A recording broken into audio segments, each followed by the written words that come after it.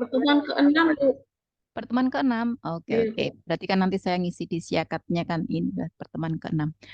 iya, Bu. Oke, di pertemuan kita kali ini kedua ya, pertemuan kedua khusus untuk mata kuliah keperawatan komunitas, kita akan membahas mengenai masalah bagaimana eh, penggunaan asuhan perawatan di kesehatan pariwisata begitu ya.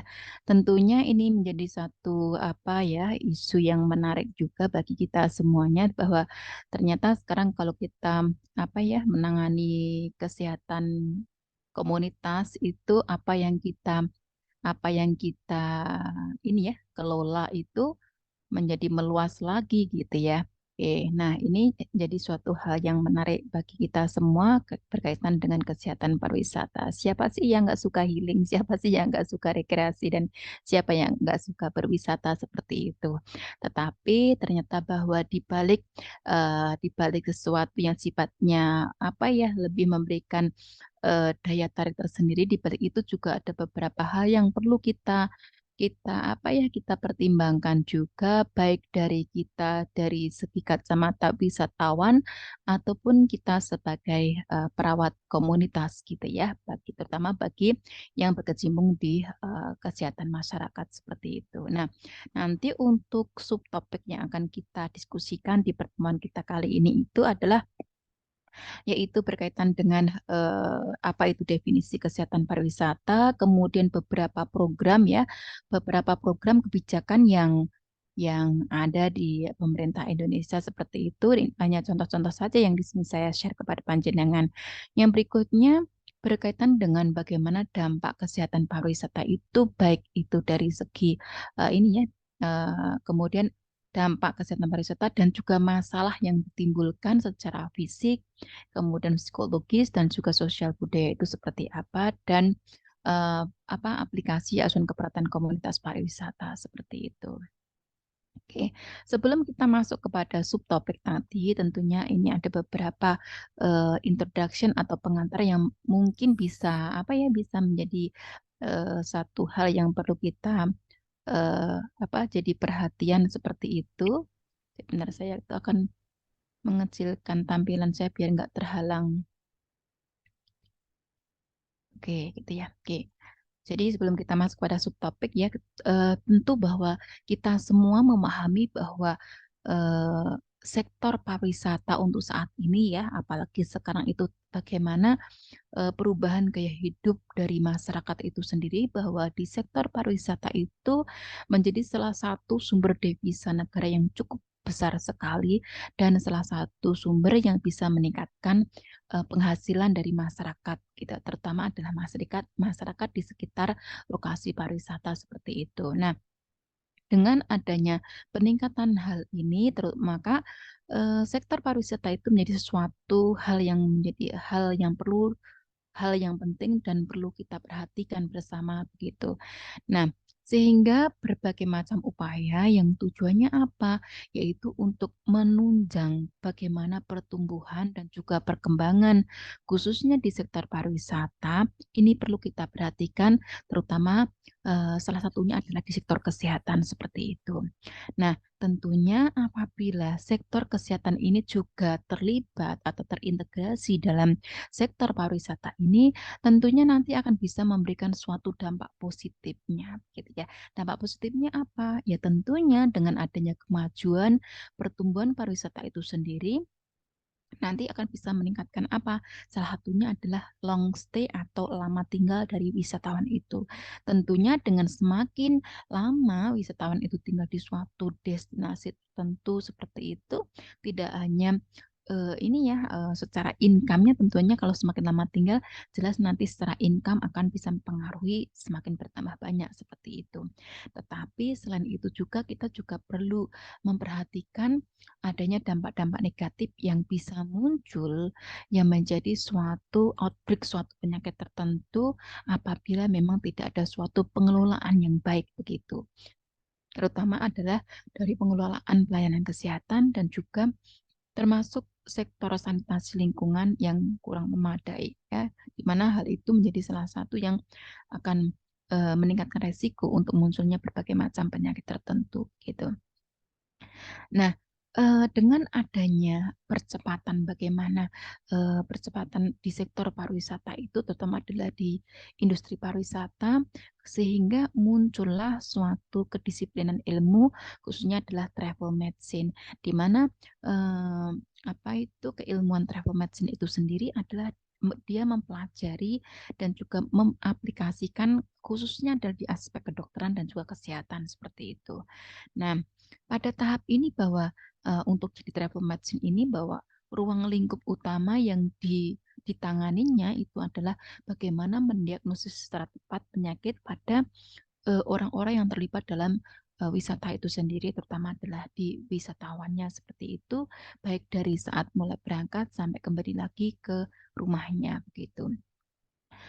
Nah, tentunya bahwa dengan adanya perkembangan hal itu, bahwa cakupan upaya kesehatan akhirnya kan eh, mengalami perluasan seperti itu, di mana akan muncul lagi kesehatan wisata yaitu atau dikatakan dengan travel health atau travel health itu sendiri. Ya, jadi intinya adalah bagaimana melindungi wisatawan itu baik dari segi promotif, preventif maupun kuratif. eh, yang diutamakan adalah kepada para wisatawannya sehingga nanti mereka dari mulai awal berangkat sampai balik lagi ke tempat tinggalnya itu bisa selamat. Nah, dan tentunya karena perkembangan yang sangat pesat itu sendiri baik secara internasional Asia Pasifik maupun secara nasional Indonesia sendiri muncullah berbagai macam suatu apa ya ikatan atau suatu perhimpunan seperti itu. Untuk yang di internasional sebagai contoh seperti International Society of Travel Medicine, kemudian untuk yang Asia Pasifik yaitu Asia Pacific Society of Travel Health. Kalau untuk yang Indonesia adalah Indonesia Travel Health Society. Ya, di mana untuk di Indonesia sendiri sudah ada sejak tahun 1997 seperti itu. Ya, Oke, bahkan sekarang untuk kementerian juga kan juga sedang lagi ini ya dari pihak kementerian juga memfokuskan berbagai macam apa ya destinasi-destinasi unggulan yang dikembangkan oleh pemerintah sehingga nanti itu menjadi suatu daya tarik tersendiri bagi calon wisatawan untuk mengunjungi Indonesia ya. Tentunya nanti dengan ditunjang berbagai macam program, terutama berkaitan dengan kesehatan atau keselamatan dari pasien. Maaf, untuk wisatawan tentunya hal itu juga akan semakin meningkatkan daya tarik orang yang akan datang di Indonesia seperti itu. Nah, peningkatan wisatawan dari terutama ini khususnya dari negara-negara industri ya, yang dari luar yang masuk ke negara berkembang seperti contohnya di Indonesia, beberapa studi menunjukkan bahwa sekitar 50-75% itu bahwa wisatawan yang datang itu mereka ada yang mengalami gangguan kesehatan ringan. Kemudian ada 5%-nya itu perlu melakukan penanganan medis dan kurang dari 1% perlu dilakukan perawatan di rumah sakit. Nah, dengan adanya hal itu tentunya bahwa sektor kesehatan wisata itu menjadi suatu hal yang sangat penting sekali perlu diperhatikan. Nah, tadi sudah dijelaskan bagaimana lingkup kesehatan pariwisata itu ya dari mulai seorang itu mulai akan berangkat wisata sampai kembali ke rumahnya. Ya memang sih diharapkan bahwa dengan adanya peningkatan di sektor kesehatan pariwisata ini mereka akan menyebabkan tidak hanya cukup sekali untuk datang gitu, tapi justru mereka akan berkunjung berulang kali atau bahkan merekomendasikan destinasi wisata itu kepada pihak-pihak yang lain begitu. Kemudian kita akan bicara mengenai masalah upaya-upaya yang telah dilakukan untuk di sektor kesehatan wisata itu tadi dikatakan dari upaya pencegahan maupun pengobatan seperti itu ya. Untuk pencegahan sebagai contohnya misalkan melalui vaksinasi, penggunaan ini ya apa vaksinasi sebelum berangkat seperti itu, kemudian penggunaan pil malaria juga di sini tergantung ini ya. Apakah dilihat dari segi pencegahan atau pengobatannya seperti itu. Kemudian upaya-upaya pengobatan adalah wisatawan apabila dia sudah dalam kondisi yang perlu penanganan di layanan medis. Nah, tentunya dengan adanya perkembangan di sektor wisata ini bahwa peran perawat dalam mengatasi berbagai macam hal yang mungkin kurang diinginkan oleh wisatawan, tentunya peran perawat ini bisa melakukan tindakan-tindakan baik itu mandiri maupun bekerja sama dengan tim atau tenaga kesehatan yang lainnya seperti itu.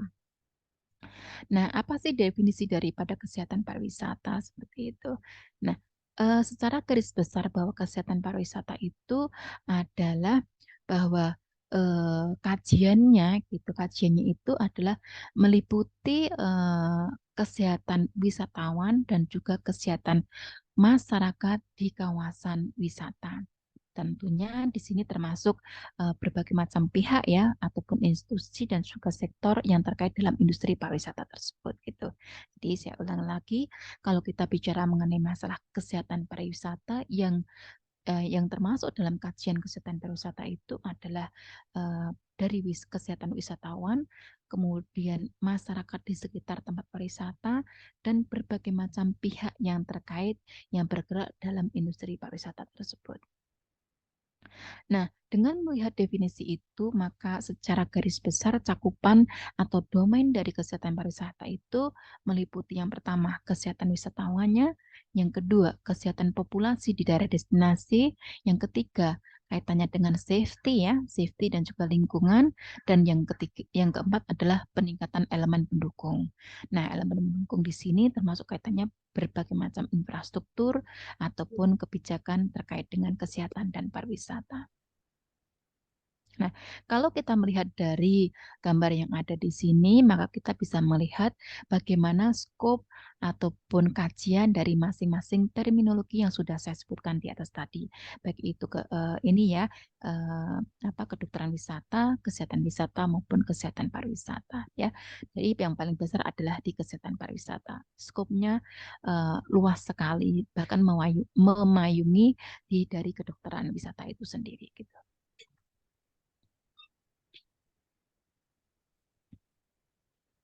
Bahkan setelah dengan maraknya perkembangan industri pariwisata itu ada berbagai macam terminologi lagi yang mungkin perlu Anda ketahui, yaitu seperti wisata medis atau medical tourism, dan berikutnya adalah health tourism. Apa sih dua istilah tersebut begitu?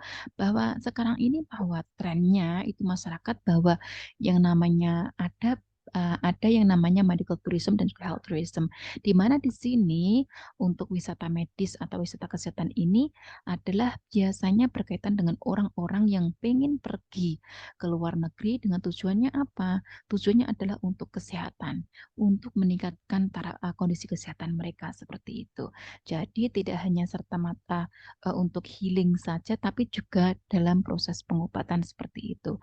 Tentunya bagi orang-orang yang seperti ini gitu ya, ada yang pengen sekali gayung dua Pulau Terang adalah berbagai macam tujuan yang diinginkan seperti itu, bahwa orang datang ke suatu tempat tidak hanya serta-merta hanya berobat saja, tapi sudah satu paket komplit dengan dengan berwisata juga seperti itu.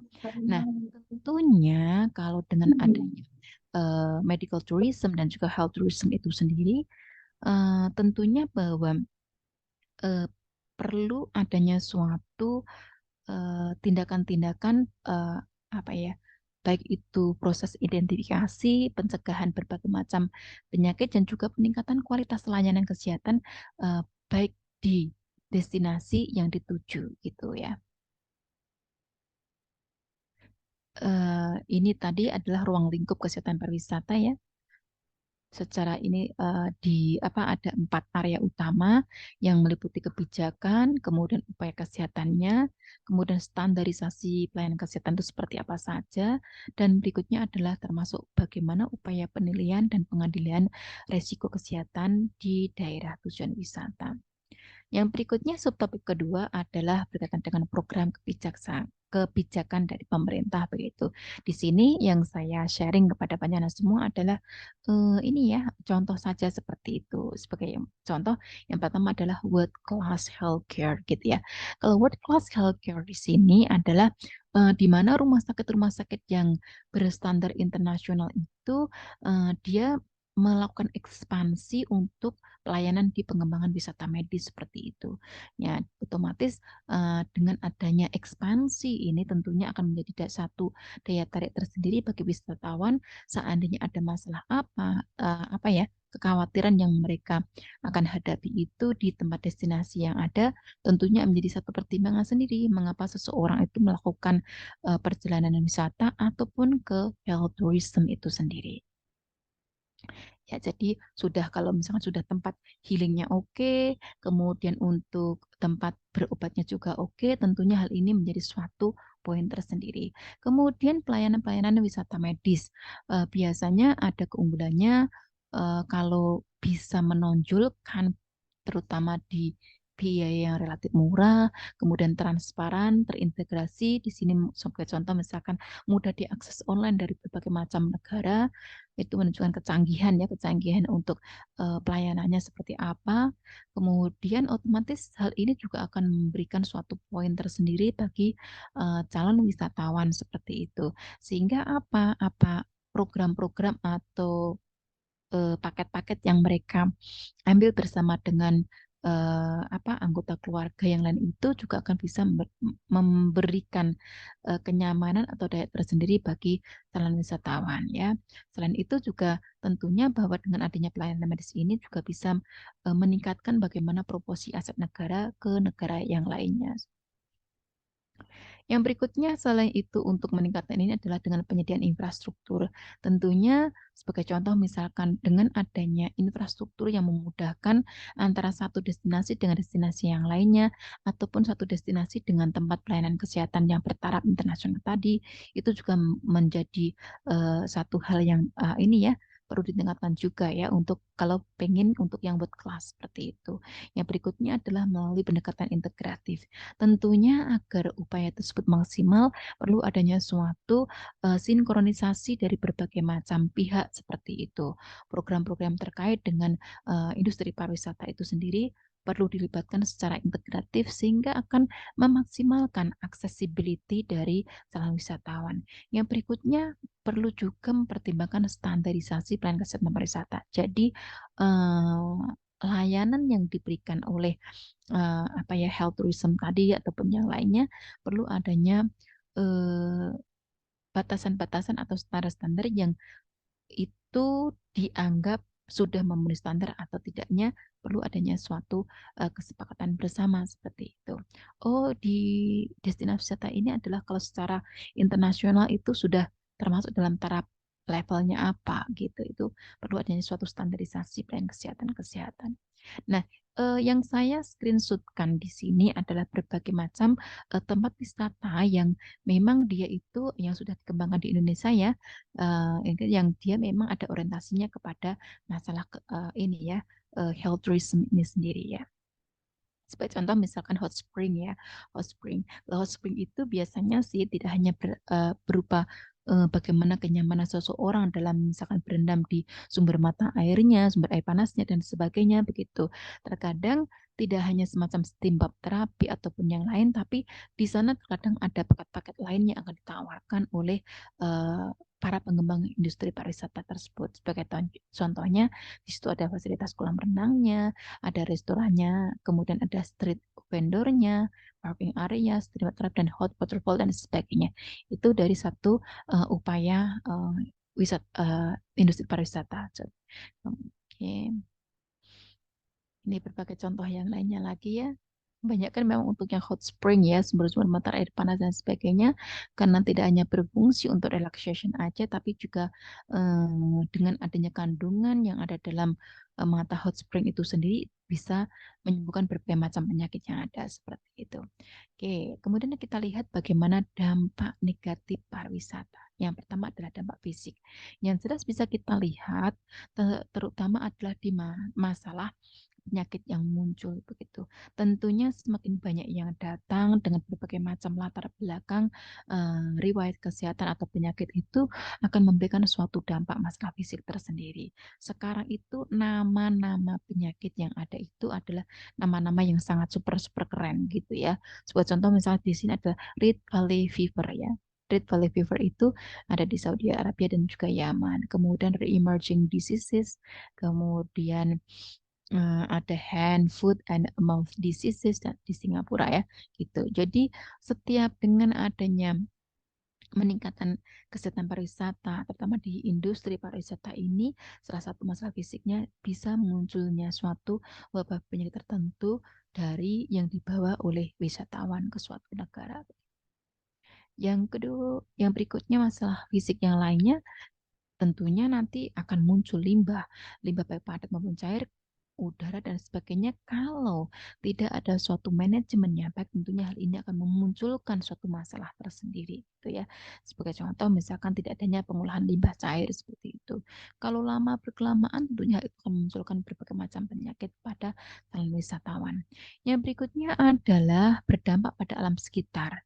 Tentunya di sini kalau pengembangan itu tidak termonitor dengan baik seperti itu, kalau terjadi pengembangan yang sangat liar sekali, tentunya hal ini akan bermasalah gitu. Yang berikutnya berdampaknya terhadap kesehatan pekerja di industri pariwisata. Ya, tentu saja orang yang berjibaku di ataupun menjadi karyawan di industri pariwisata, mereka tentunya akan tidak jauh-jauh dari akan bisa aja kena dampaknya seperti itu. Terutama adalah berbagai macam penyakit yang memang sifatnya adalah bisa menular dari satu orang ke orang lain yang mungkin dia lolos screening seperti itu. Yang berikutnya adalah dampak negatif psikologis. Ya, tentunya bagi warga sekitarnya, masyarakat sekitarnya, tentu saja bagaimana kebiasaan dan juga lifestyle masyarakatnya akan bisa mengalami perubahan. Ya, kecenderungannya adalah ke perilaku yang sifatnya konsumtif itu. Yang berikutnya adalah rentan dengan perasaan takut, kecewa, ataupun kecemasan, marah, kebencian. Ya, tentunya kalau gaya hidupnya sudah mengalami perubahan dan sebagainya gitu, sebagai contohnya yang awalnya mungkin seseorang itu tuh habis isya sudah tidur begitu, tetapi dikarenakan di tempat tersebut adalah ada tempat pariwisatanya dan bahkan itu adalah terbuka secara umum 24 jam, tentunya hal ini juga mempengaruhi bagaimana pola tidur masyarakat di sekitarnya gitu.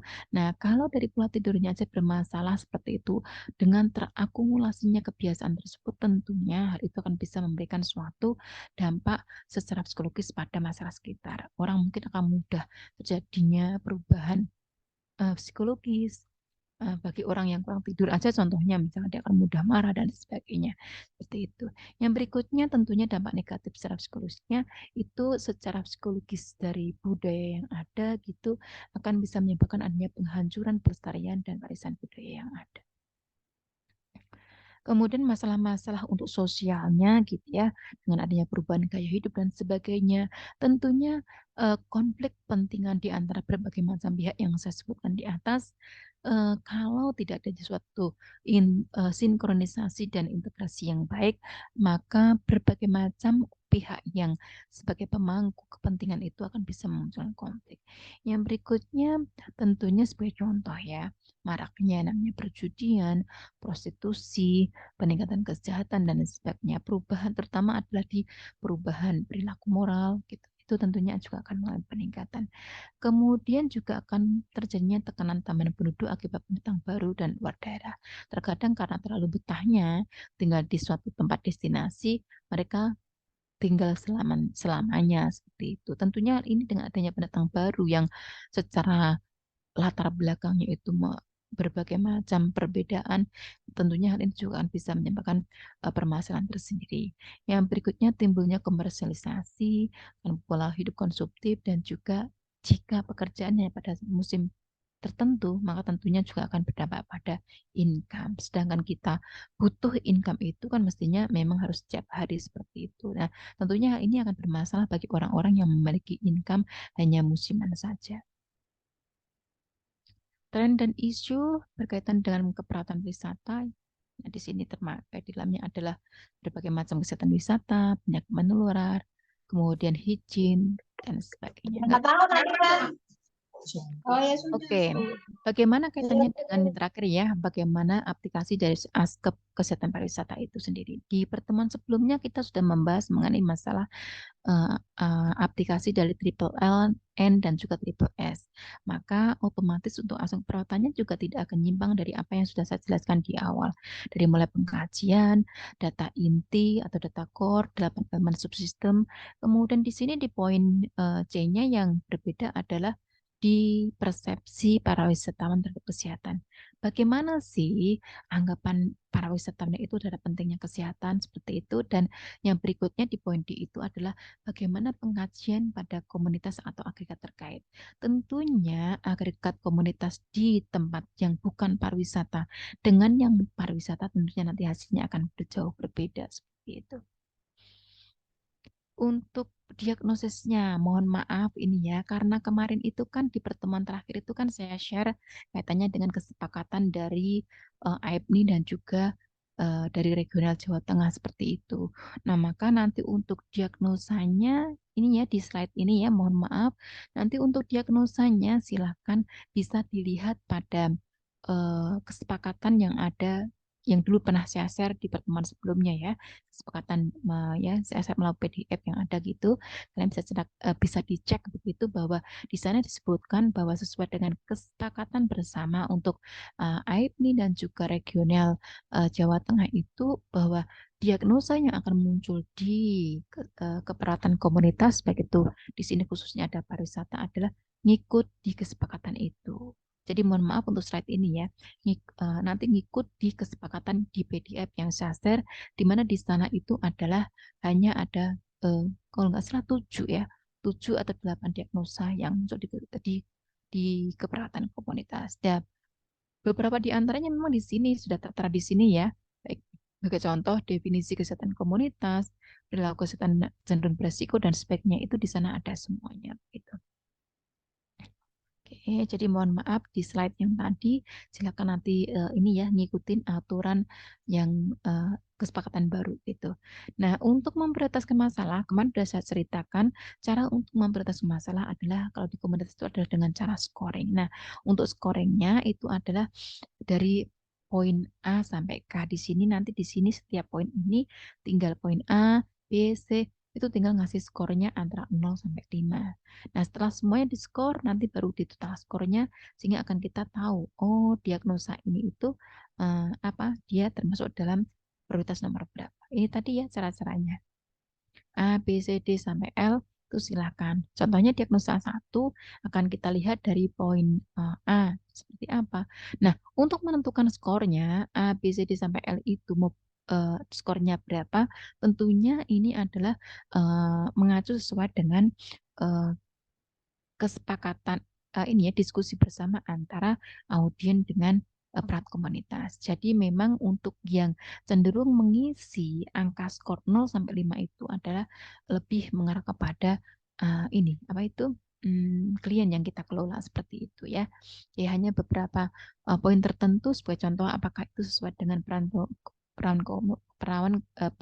perawat komunitas atau enggaknya itu memang cenderung mungkin yang akan bisa nilai adalah di perawat itu sendiri. Oke. Yang lain-lainnya poin A sampai L itu mudah-mudah ya bisa kalian pahami sendiri gitu. Nah, untuk menentukan intervensinya gitu. Untuk menentukan intervensinya itu setelah jenengan buka di Siki ataupun di NIK, maka nanti akan ketemu berbagai macam intervensinya. Nah, khususnya untuk komunitas itu nanti silahkan dimasukkan sesuai dengan kategori pilar intervensi tersebut ya. Pilar intervensi itu apa saja? Yang pertama adalah pendidikan kesehatan, kedua itu adalah proses kelompok, ketiga itu adalah pemberdayaan atau empowerment, dan yang terakhir ada partnership atau kemitraan. Kalau untuk yang versi kesepakatan bersama itu sebenarnya ada satu lagi yaitu tindakan profesional atau apa seperti itu. Kemudian untuk SLK atau NOC-nya silakan nanti bisa dilihat melalui diagnosa yang sudah ditegakkan tadi.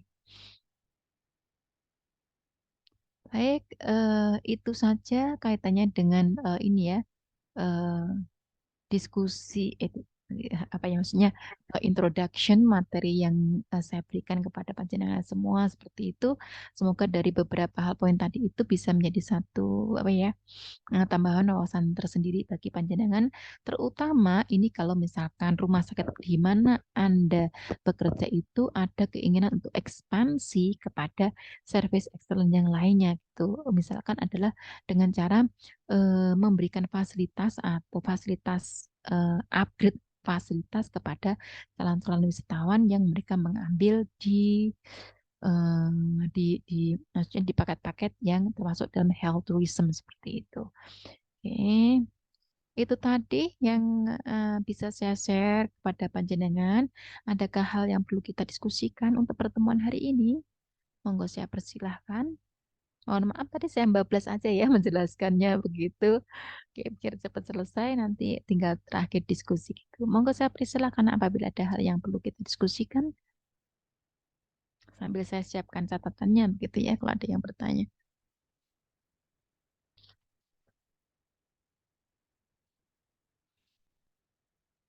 Enggak, ada pertanyaan tidak ya, Im Ammar?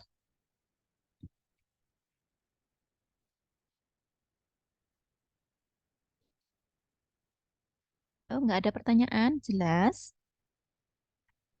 Jelas semuanya. Kalau jelas dengan senang hati begitu, kita bisa segera selesai seperti itu.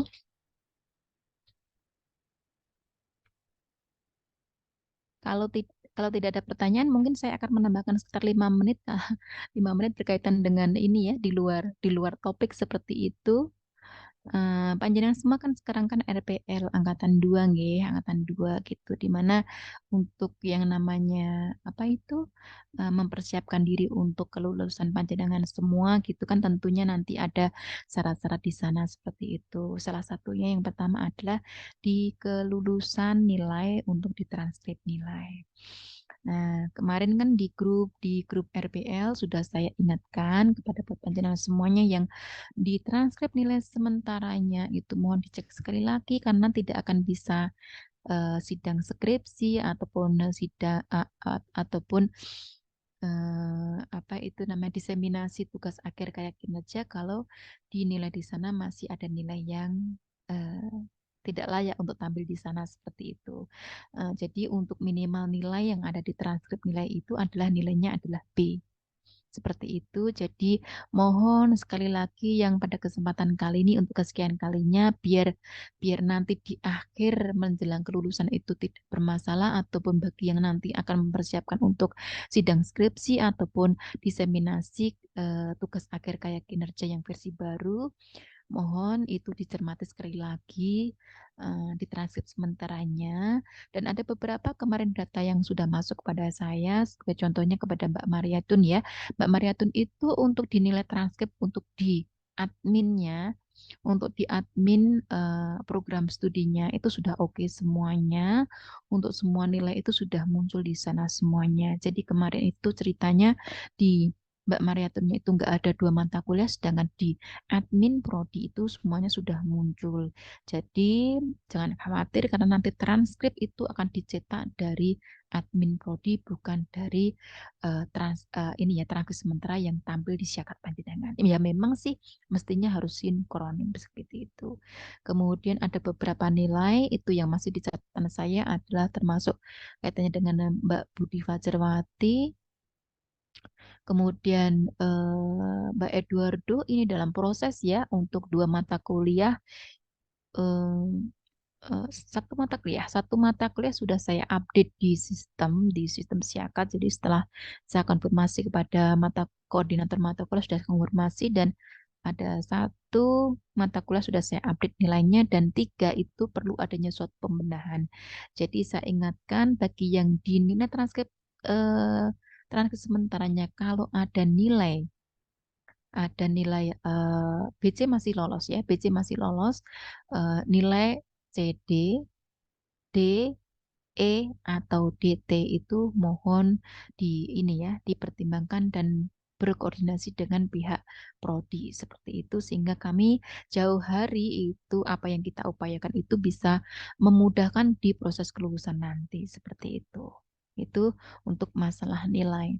Kemudian berkaitan dengan masalah SKPI. Untuk SKPI ini adalah sebenarnya untuk ini mohon maaf untuk panjenengan semua yang notabene sudah bekerja, hal itu sebenarnya nggak begitu penting-penting amat seperti itu dibandingkan untuk kelasnya reguler.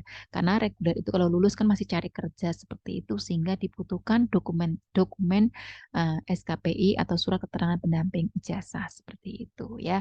Tetapi karena nanti di angkatannya panjenengan itu kelas RPR itu juga ada SKPI, alangkah baiknya kalau seandainya SKPI itu bukan kosongan seperti itu. Sehingga kalau misalnya panjenengan punya sertifikat, SK, atau bukti lain yang berkaitan dengan poin-poin yang diminta di sana, sebagai contoh misalkan prestasi organisasi, kemudian prestasi dalam hal-hal yang lain, kemudian keterlibatan dalam organisasi tertentu, pelatihan-pelatihan tertentu, tapi bukan di sini bukan seminar ya, bukan webinar atau seminar seperti itu. Silakan nanti bisa diupload di layanan di Siakat, di sana ada SKPI seperti itu, tapi nggak saat ini ya. Nanti agak-agak setelah menjelang lulus seperti itu, kalau sudah sidang sidang skripsi atau diseminasi tugas akhir, mungkin jenengan bisa mengarah ke sana. Mengapa saya jelaskan di sini? Biar biar menjadi suatu consideration atau pertimbangan Anda semua, oh ternyata setelah saya sidang itu masih ada hal yang harus saya lengkapi di proses kelulusan nanti untuk sebelum wisuda seperti itu gitu ya. Jadi bukan hal-hal yang baru lagi begitu. Oh ternyata Bu Wanti jauh hari memang sudah nge-share apa ada terminologi SKPI dan sebagainya untuk persiapan kelulusan dan wisuda panjenengan semua seperti itu. Gitu ya. Oke. Dan untuk yang terakhir berkaitan dengan masalah tugas akhir, baik skripsi maupun tugas akhir kayak kinerja seperti itu, memang untuk sampai saat ini secara apa ya hasil monep prodi begitu kita menemukan ada 5 mahasiswa yang memang perlu perjuangan keras ya, baik dari panjenengan untuk berinteraksi dengan pembimbingnya begitu dan sekali lagi bahwa untuk prodi tentunya 100% memberikan support buat mahasiswa-mahasiswa khusus tadi ya, ada 5 mahasiswa gitu. Jadi kita tidak melepas panjenengan begitu saja. Bagaimanapun juga bahwa kami prodi itu tidak bisa apa ya serta-merta mengambil alih pembimbing seperti itu sehingga mohon maaf nunggu sampai saat ini minggu ini pun kami belum bisa mengambil alih hal tersebut kalau kita menunggu injury time dulu seperti itu. Makanya saya secara pribadi dan juga Pak Wahid selalu melakukan monitoring, terutama adalah berinteraksi kepada 5 mahasiswa yang perlu ini ya perlu pendampingan atau support secara lebih intensif seperti itu. Jadi jangan kalau terlalu berlebihan karena kalau berlebihan itu nanti juga kita tidak bisa berpikir secara jernih dalam menuangkan ide-ide yang harus kita tuangkan di dalam tugas akhirnya seperti itu ya. Itu terutama untuk Mbak ini ya, Mbak Mei Melani, kemudian Pak Ahmad Sahril, kepada Mbak Irma, pada Mbak Rate, sepertinya itu ya. Itu satunya lagi Mbak. Satunya lagi Yusmina. Yuspina ya, Yuspina. Saya ingat ya sekali lagi yang pertama Mbak Mei Melani, Mbak Yuspina, Pak Mas Sahrir, Mbak Irma, Mbak Rate. Oke ya, kalian saya yakin kalian semua tuh bisa untuk melampaui hal itu seperti itu dan semoga aja nanti Prodi bisa apa ya mengantarkan panjenengan semua. Tidak hanya saya inginnya semua itu bisa sampai dilulus seperti apa yang Anda inginkan seperti itu ya. Ya untuk sampai saat ini mohon maaf saya belum bisa mengeksekusi untuk mengambil alih di proses bimbingan itu, tapi dengan secara secara diam-diam ya tanpa maksudnya bukan bukan secara diam-diam banget enggak juga ya karena bagaimanapun juga monep yang kami lakukan monep yang dilakukan oleh Prodi secara bertahap kepada panjenengan semua itu tetap kita florkan kita florkan kepada dosen seperti itu. Ya meskipun bahwa mohon maaf gitu ya sekali lagi bahwa kami saya dan juga Pak Wahid tidak langsung bisa ibaratnya kayak toklek gitu ya istilah jauhnya toklek yang bersangkutan ini yang bermasalah gitu enggak sih tapi kita selalu melakukan upaya-upaya ke arah sana seperti itu.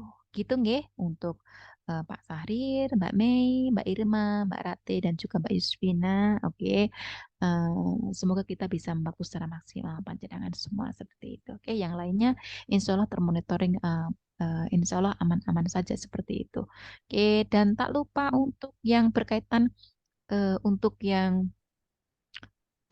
sedang ngurus EC dan sebagainya, kalau misalkan panjenengan semua sedang mengurus EC, kalau ada kendala untuk respon ya, respon dari tim komite etik, kalau misalnya dicek email-email kok nggak ada ininya, reply-nya dan sebagainya gitu, mungkin bisa Anda komunikasikan kepada dosen PA, kalau memang dosen PA-nya lumayan komunikatif untuk diajak kerjasama begitu. Ataupun mungkin bisa japri ke saya begitu kalau ada 1 minggu belum ada respon dari pihak tim komite etik, mungkin bisa saya bantu untuk memfollow up-kan progresnya sampai di mana seperti itu. Hasil daripada hasil keputusan daripada tim komite etik berkaitan dengan ethical clearance itu adalah bahwa nanti kalau tanpa revisi maka dari tim komite etik akan mengirimkan surat keterangan ya, surat keterangan ethical clearance bahwa rencana pengambilan data atau intervensi yang akan Anda lakukan itu adalah uh, safe atau aman bagi responden seperti itu. Meskipun hanya menggunakan kuesioner, tapi itu perlu adanya suatu surat apa ya, surat resmi dari ethical clearance yang menyatakan bahwa oke, penelitian Anda layak untuk dilanjutkan seperti itu. Nah, bagi yang sudah menerima email ataupun pemberitahuan dari tim komite etik baik lewat email atau mungkin ada yang mengkontak dalam WA atau bagaimana gitu, yang jelas kan Anda mencantumkan email, kemungkinan komunikasi dari komite etik pada panjenengan semua adalah lewat email gitu. Jadi silakan yang sudah mengisi link dari ke EC di link yang sudah share itu mungkin diingat-ingat kapan menguploadnya, dan silakan setelah 1 minggu kalau nggak ada respon di emailnya, nggak ada tanda-tanda dan sebagainya, mungkin bisa dikomunikasikan kepada dosen BA ataupun saya seperti itu, sehingga nanti saya secara pribadi akan membantu fasilitasi berkomunikasi dengan pihak tim komite etik seperti itu. Kebetulan untuk sekretaris komite etik itu adalah Bu Lia Novitasari seperti itu, dan untuk tim yang lainnya saya ada beberapa kontaknya sehingga bisa saya bantu untuk ini biar panjenengan semuanya nggak ada dikduk ya kok ini nggak ada ini sih respon-responnya seperti itu. Dan hasil yang kedua itu sebentar ya Mbak ya. Dan hasil yang kedua dari tim komite etik itu biasanya apakah ada revisi atau enggaknya. Kalau misalkan nanti ada revisi, maka bisa juga melewati email dan juga akan diberitahu seperti itu ada bagian mana yang akan direvisi, maka revisi bisa Anda lakukan sesuai dengan komentar yang disampaikan oleh tim reviewer dari tim komite etik seperti itu. Oke, ini ada yang tanya Mbak Ros Haya, Oh monggo. iya Bu, ada yang Ya, mau ditanya. mm-mm, Nah ini untuk eh,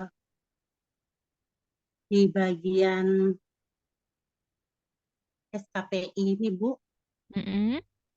ya, ini nanti ngisinya nanti ya Bu ya, setelah Iya, nanti. ya ini yang untuk S1 ya Bu ya, Eh, tahun lulus dan eh, ijazah ini. ini nanti kalau sudah jenengan sudah nyantai-nyantai, sudah selesai sidang skripsi atau selesai diseminasi khususnya untuk yang tugas akhir kayak kinerja, sudah nyatakan lulus seperti itu, silakan bisa nyicil itu. Mengapa kok itu Bu Wanti sampaikan saat ini? Maksudnya adalah untuk mempersiapkan file-file yang akan mungkin bisa diupload di bagian itu. Begitu nggih? Jadi maksudnya nggak kelabakan di belakangan. Jadi apa yang akan terjadi di depannya panjenengan itu sudah saya ceritakan di sini dengan maksud apa? Oh, ternyata ada itu toh. Oh, ternyata nanti ada itu. Jadi apa berkas-berkas itu bisa ini bisa disiapkan lebih awal begitu, nggih? Ya, Bu. Ini Heeh, ada biar lagi Bu, iya, Nah, silakan. yang dilampirkan nanti kalau kita mau untuk uji sidang skrip itu kan ada transkrip nilai, itu pasti Mm, biasanya gitu iya, ya. mm-mm, Nah, sementara ini kan transkrip nilai kita itu eh, yang ada itu kan semester 1, 2, adapun mm-mm, antara. Sedangkan di mm-mm, situ kan bunyinya kayaknya mm-mm. sudah ditandatangani Iya, Kaprodi. Nah, iya, itu bisa iya. memasukkan yang semester 1, 2 atau yang antara. Kalau antara itu kan enggak ada. tanda tangan Oke. kaprodi karena itu kan Oke. cuman di konversi gitu Bu. Oke, nanti itu kan akan diinput kan hasil konversi itu. Nanti itu akan diinput. Jadi untuk nilai-nilai yang konversi itu nanti semua akan masuk di transkrip itu, di sistem itu akan masuk ya. Jadi nanti bagian admin yang akan menginput. Admin itu nanti admin TU fakultas itu yang akan menginput ke nama panjenengan semuanya. Jadi nanti untuk transkrip akhirnya itu nanti juga akan komplit semua mata kuliah yang memang diharuskan diambil di programi panjenengan seperti itu. Gitu ya. Jadi itu akan muncul di sana. Jadi jangan khawatir nanti ada tim yang men-screeningnya di situ. Tidak akan bisa sidang kalau misalkan nilainya itu masih kurang ini nggak bisa. Makanya ya. Jadi ceritanya tuh begini. Panjenengan semua yang udah selesai skripsi atau tugas akhir tidak akan bisa sidang kalau nilainya ada yang bermasalah. Makanya jauh hari Bu Wanti sudah apa ya apa memperingatkan begitu ya. Jauh hari beberapa hal ya bukan berarti oh Bu Wanti itu banyak banget sih informasinya. Enggak. Maksud saya apa? Oh nanti di depannya itu panjenengan akan menghadapi ini seperti itu. Jadi jangan sampai nih udah siap-siap mau sidang gini udah selesai nih ayem nih mau sidang ternyata masih ada beberapa nilai yang ada C, D atau D atau bagaimana. Itu kan nanti bermasalah kan karena kan tidak akan bisa daftar sidang gitu. Makanya khususnya untuk nilai-nilai yang terkonversi itu nanti bagian admin yang akan menginput ke sistem. Jadi sebelum ke final gitu ya nilai transkrip yang final itu nanti sana akan terinput semuanya ya. Dan nanti untuk Iya Bu. tanda tangannya nanti ini nanti bagian prodi ada yang men-screening. Contohnya misalnya saya ya men-screening nih nilainya Mbak Rusjati adalah seret kalau sudah diinput semua seperti ini. Nanti kalau misalnya ada yang kurang gitu pasti akan terlihat gitu karena saya punya kita prodi itu punya list mata kuliah yang harus diambil seperti itu gitu ya. Baik yang sudah terambil ataupun terrekognisi akan gabung jadi satu dan itu menjadi transkrip panjenengan yang akan calon permanen transkripnya. Begitu?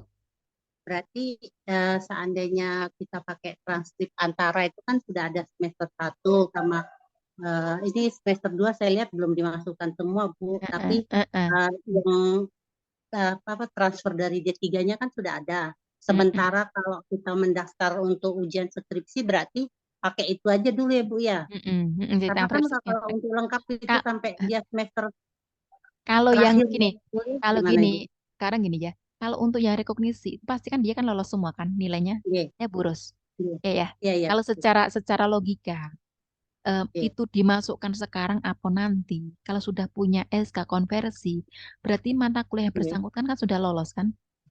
iya, Oke, berarti kan tinggal mengecekin yang muncul di siakat, iya, ya iya, kan? Bu. Iya. Iya, Gitu nggih. Nah, itu untuk tanda tangannya nanti Pak Wahid yang akan ini yang apa memberikan tanda tangan nanti dari kami yang akan mengesahkan bahwa ini bisa si mahasiswa ini bisa sidang atau diseminasi atau enggaknya begitu. Begitu? iya. Satu lagi Bu, boleh? Iya. Oh, nggih Iya. silahkan. Nah, itu tadi saya iseng membuka PD Dedikti. Heeh. Jadi saya coba masukkan punya saya itu tidak ada sama sekali Bu. Sudah mencoba masukkan mahasiswa, Mm-mm. prodi, bahkan NIM sekalipun tidak Mm-mm. ada. Itu Mm. apa karena belum diinput atau seperti apa ya Bu ya? Oh, Kan kalau salah satu syaratnya nanti kayaknya itu juga ya Bu ya. syarat untuk apa ini? Sidang. Nggak ada. Nggak di situ. Ada Ibu. Di linknya ada itu. Linknya, Kita harus registrasi di PD Dikti Bu. oh seperti itu. Kalau untuk yang Ya. sebelumnya, untuk yang reguler nggak ada seperti itu. Kalau kita seperti itu. Screenshot data mahasiswa dari PDD Oh gitu. Oke, oke, oke, oke. Nanti ini silakan nanti saya berikan kontak ini ya, Mbak Wina untuk yang TU-nya Oke, fakultas. Gitu nggih? oke, Oke, oke, nanti Bu. bisa ngobrol dengan ini ya, dengan beliaunya begitu nggih? Tadi sudah coba Bu, tapi Eh, belum ini, mungkin masih sibuk. ah, oh, sudah WA dengan Mbak Wina. Oke, Oh gitu dah, kok. Oke. Berarti yang tahu dengan masih sibuk linknya, aja Bu. oke. Kalau dengan linknya Benedikti itu ada yang tahu admin ya, Bu Rushana ya. Kalau saya kan tidak punya apa itu apa tidak diberikan kuasa untuk mengakses ke Iya, sana. Seperti itu. Jadi nanti iya, yang ngurusin itu adalah bagian akademik.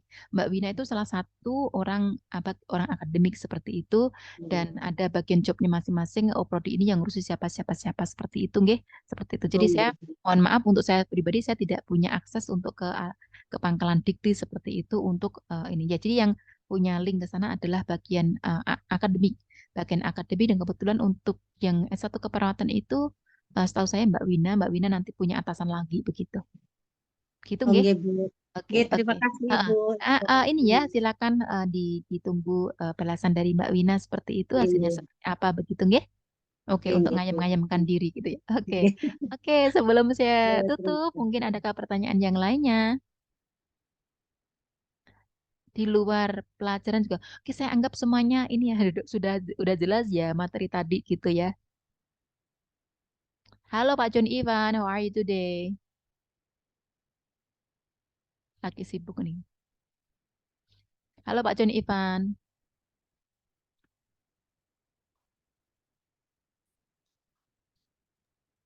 Halo, Pak halo. John Ya. lagi ada operasi, Bu. Lagi ada Oh, histerektomi tadi. oke oke oke oke. Oh, oke oke oke. Oke oke. Baik, Ibu. Maaf Pak John Ivan mengganggu. Maaf ya Pak John Ivan ya. Oke, selamat berjuang kan nih beribadah hari ini ya. Oke. Sampai ya meskipun dalam kondisi seperti itu masih ini gitu ya. Oke, oke, oke. Oke, adakah yang lainnya yang punya kendala berkaitan dengan studinya begitu? Monggo, monggo. Ada hal yang mungkin ada yang apa ya, ganjalan di hati panjenengan semuanya selain dari 5 mahasiswa tadi begitu. Kami fasilitasi begitu ya.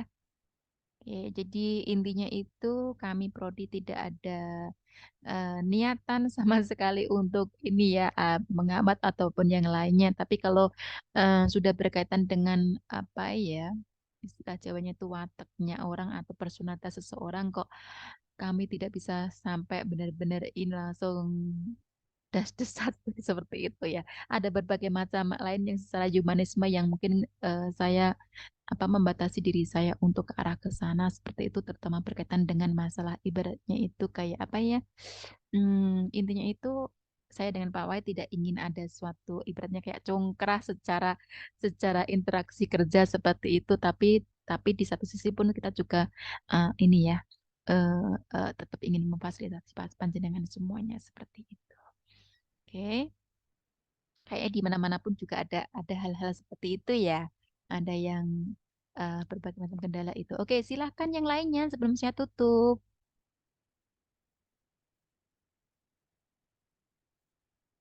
Halo, halo. Halo, oh ya, ini Mbak Rate sama Mbak Irma join nggak ya? Mbak Rate sama Mbak Nganu join nggak ya? Apa Ya, masuk Bu, rek? ada Bu. Halo, halo Mbak Rate, halo. Halo. Gimana kabar dengan WA-nya gitu? Maaf biasa selalu WA-an dengan Mbak Rate gitu. Iya, Bu. Kayak mana ya, Bu ya? Ada balasan dari yang kemarin nggak yang dengan yang dijanjikan? Nggak ada, Bu. Jadi Oh, kemarin kan aku kan Ibu tanya nih, apa? Jadi Iya. balas. Ada. Iya, Mbak Rati, terima. Iya, Mbak Rati gitu aja, Bu. Habis itu nggak ada respon-respon lagi, Bu. Eh, Saya yang minggu sudah minta izin EC-nya sudah belum? kemarin kan saya tanya, Bu, untuk izin pembuatan EC, tapi Mm-mm. dari itu tidak ada dibalas, Bu. Nggak dibalas diiyakan atau enggaknya gitu? Ya, jadi seperti Iya. apa, Bu, kita buat? Kirim ke Ah, Pak. Hah? Ngisi formnya dulu, ngisi Ya, ngisi iya. formnya, ngisi formnya yang ini kan Mbak Rati kan ingin lanjut skripsi kan? Oke. Oke. Jadi kalau menurut saya cicil dulu ngisi ngisi yang ke Mas Rohman itu form, yaitu Ya. adalah surat pengantar. Ngurus Oh iya. surat pengantar yang untuk EC. Oh iya. Gitu kan? Oke, Iya. jadi ini apa itu selain proses itu kan nanti kan keluar suratnya seperti itu.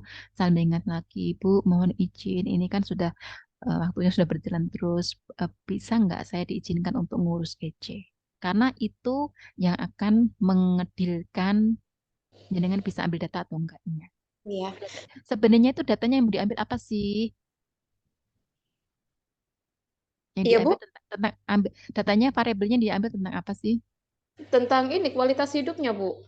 Oh, Sama alah, hanya nyebarkan kuesioner aja kan? iya. Iya. Oke, kualitas hidupnya pada pada siapa sih? Pasien apa? Pasien diabetik. Oh, begitu. Sebenarnya juga enggak. Maksudnya secara safety-nya itu secara EC-nya kan sebenarnya kan yang pertama jelas instrumen kan jelaskan sudah ada yang baku gitu kan.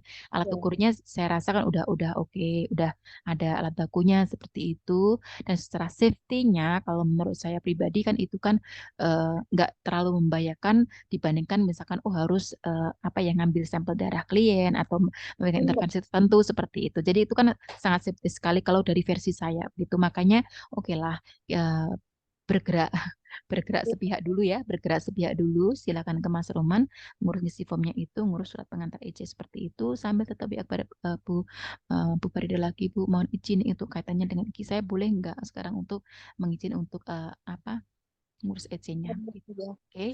Bu, Oke. jadi kayak kalau seandainya maaf nih, Bu, kalau Mm-mm. tidak respon sama Bu Farida lagi, seperti apa, Bu? Kalau Teman-teman nggak apa? sudah nggak Kalau ada nggak di apa? respon.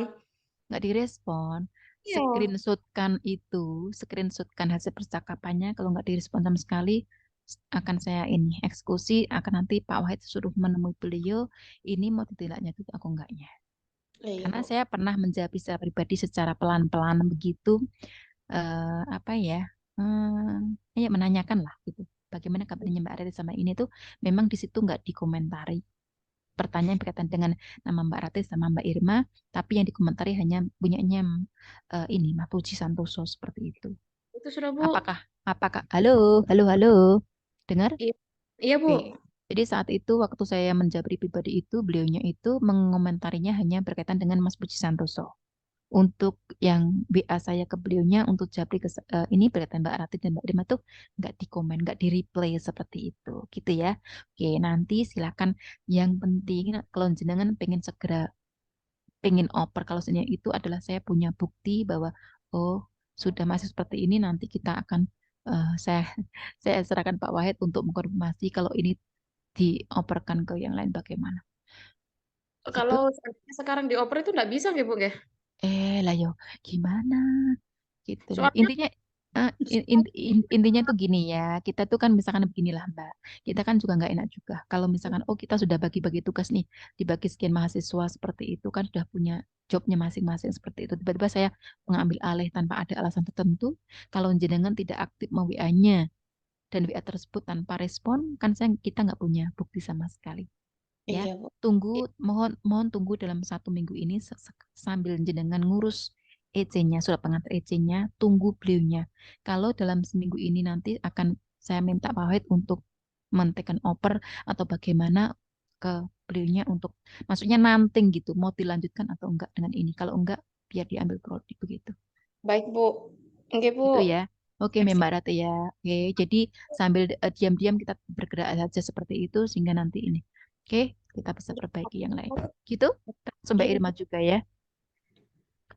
Oke, kepada Mbak Mei Melani, mohon ini tadi saya belum belum sempat bertemu secara langsung dengan yang bersangkutan. Kalau dengan beliaunya sih saya sepertinya bisa mengkomunikasikan secara personal gitu dengan ngobrol-ngobrol seperti itu.